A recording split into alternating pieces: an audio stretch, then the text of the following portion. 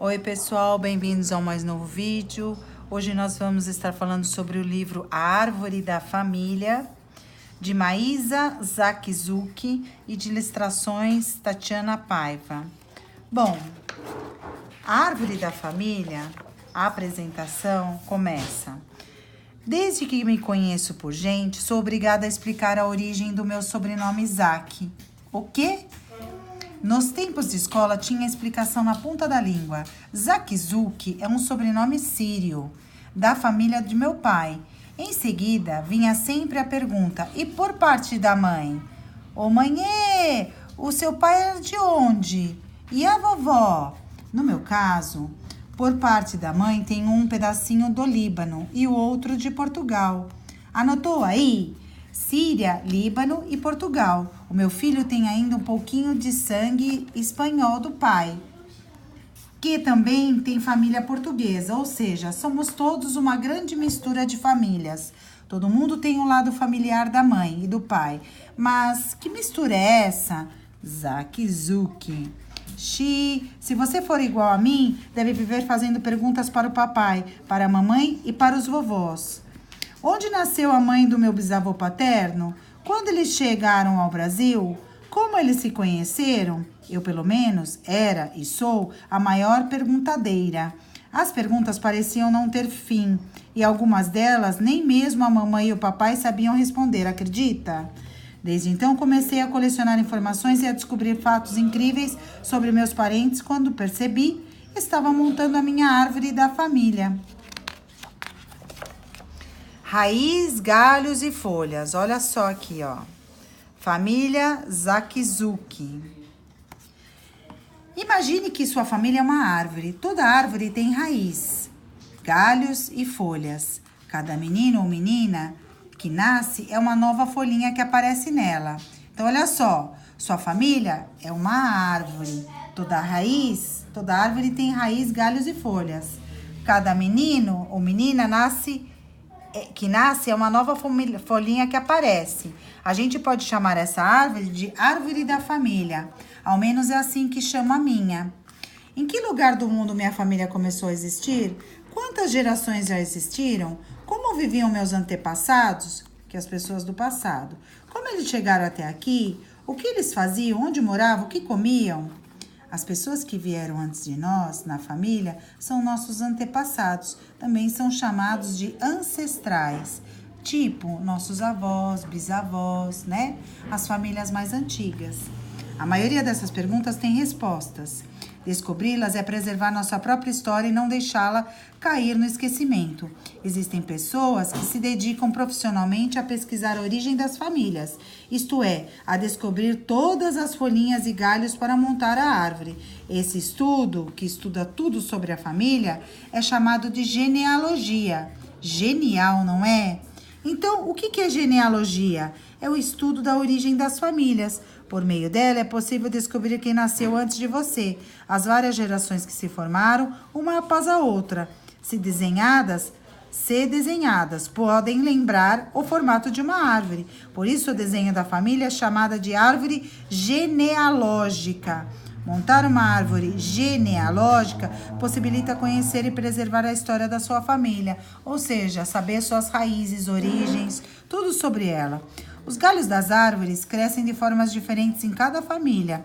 Isso quer dizer que os formatos nunca são iguais. Tem árvores com muitas folhas, outras com pouquinhas. Algumas pessoas se casam mais de uma vez e suas ramificações vão ficando diferentes. A gente pode ganhar um meio irmãozinho, daí nessa árvore cresce ainda mais. Com os casamentos, ela vai se cruzando com outras famílias. São várias em uma só. Cada uma dessas linhas é chamada de geração. O seu pai e a sua mãe são de uma geração anterior à sua. Os seus avós são de 2 gerações anteriores às suas. Seu tataravô, que é o avô da vovó, está bem perto da raiz da árvore. Já a próxima geração será formada pelos seus filhos e pelos seus filhos dos seus irmãos. Quando falamos da nossa própria árvore, nos referimos a um montão de outras dentro dela. Olha aqui como que pode se formar, tá vendo? Como é que a gente veio parar aqui? Olha só, várias nacionalidades imigrantes. Você já ouviu alguém falar que é descendente de algum povo? Os pais do meu pai nasceram na Síria, um país que fica na Ásia, a muitos quilômetros de distância daqui. Há mais de 90 anos, eles embarcaram em um navio e demoraram 30 dias para chegar na cidade de São Paulo. Meus avós maternos nasceram aqui no Brasil. Minha bisavó veio de Portugal e meu bisavô do Líbano. No Brasil, essas misturas de nacionalidades, que são de países diferentes, são muito comuns, devido a um grande número de imigrantes. O que é imigrante? Imigrante é a pessoa que se estabelece em um país diferente de onde ela nasceu. Por exemplo, os avós são portugueses, mas moram no Brasil. Então, eles são imigrantes. Por quê? Não é o país de origem deles onde eles vivem. Eles nasceram em Portugal e vieram para o Brasil, né? Então, da onde eles nasceram e aonde eles vivem, são países diferentes. Isso se chama imigrante. A partir de 1870, o estado de São Paulo recebeu muitos estrangeiros que deixavam sua nação à procura de uma vida melhor, numa terra ainda desconhecida. Fugiam de pobreza, dos conflitos, das guerras, das perseguições religiosas. Os imigrantes começaram a chegar a São Paulo antes da abolição da escravatura, antes de terminar a escravidão.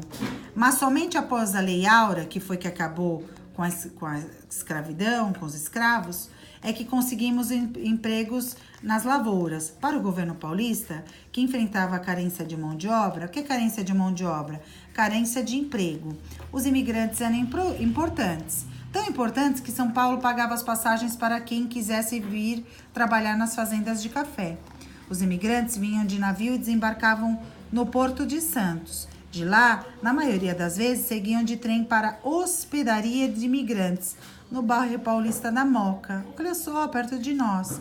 Em pouco tempo, essas famílias foram se misturando com brasileiros e outros imigrantes do mundo inteiro. É um tal de casamento de português com índio, italiano com árabe, espanhol com japonês, armênio com alemão, e assim nasciam brasileiros com origens bem diversas. Olha só, aqui está o nosso país, com vários estados, né? Então, alguns estados predominam algumas nacionalidades, alguns imigrantes.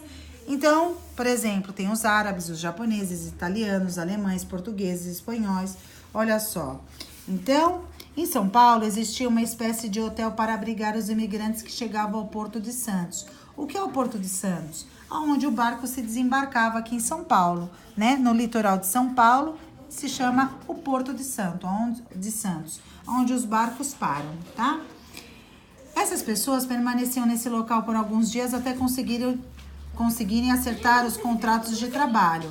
A hospedaria de imigrantes, ou seja, o hotel de imigrantes, como era chamada, funcionou até 1978 e atualmente abriga o Memorial do Imigrante, onde é possível encontrar registro dos imigrantes que estiveram lá.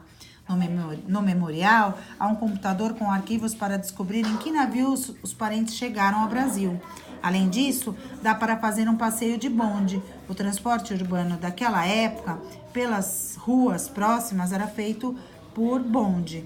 Uma visita ao memorial será importantíssima para que você pesquise a origem da sua família. Olha onde fica. Na Moca, na rua Visconde de Parnaíba. Tá vendo? Olha só quantos imigrantes. Aqui é onde os imigrantes ficavam, cada um com a sua nacionalidade. Vamos ver aqui, ó, no Mato Grosso, japonesa. Olha em São Paulo, japonês, árabe, que mais? Alemães, que mais? Portugueses, espanhóis. É só procurar aqui na legendinha, tá bom? A repórter da família. Uma vez que decidir pesquisar sua árvore, você se torna uma espécie de repórter, o repórter da família. E lembre-se, é preciso ser insistente, pois alguns parentes podem achar que é uma tarefa difícil e quase impossível. Mas que tal surpreendê-los com as suas descobertas? Você vai ver que, pouco a pouco, toda a família ficará envolvida. Para começar, seria interessante escolher um local para armazenar anotações, documentos e fotografias que você vai colecionar ao longo de sua reportagem. O computador facilita na pesquisa e na organização dos dados.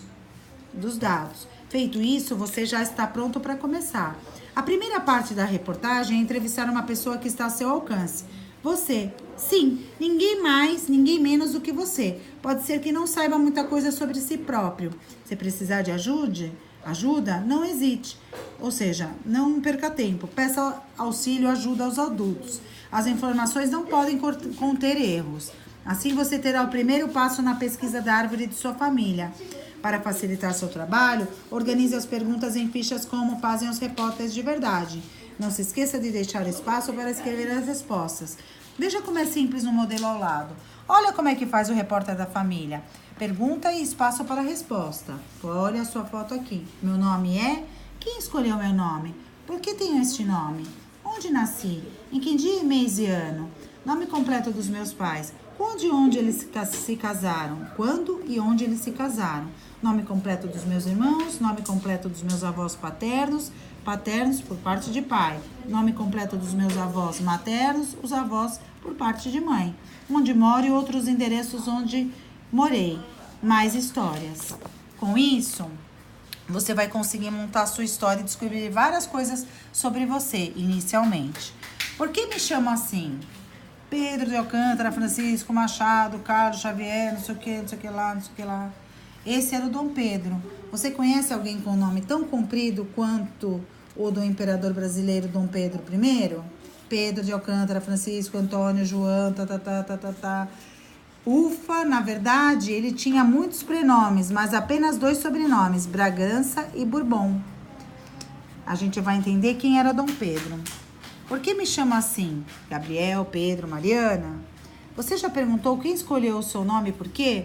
O primeiro nome está relacionado à história de cada um de nós dentro da família. Está aí o primeiro passo para a sua pesquisa, buscar informações sobre o seu próprio nome. A minha mãe, professora de música, escolheu o meu nome por causa de uma cantora de quem ela gostava muito. Além disso, ela achava o nome Maísa muito bonito. Minha mãe se chama Mércia, porque a minha avó leu esse nome em um livro que gostou. O meu pai se chama Antônio, porque minha avó era devota. O que é devota?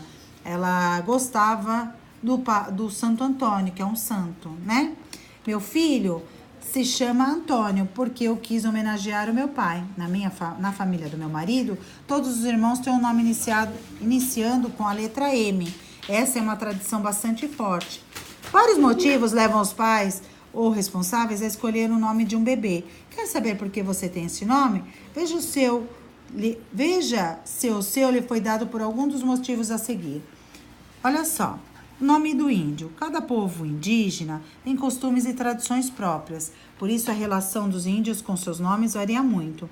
Alguns recebem nomes ligados à natureza, como referências ao sol, à lua, à floresta, aos rios.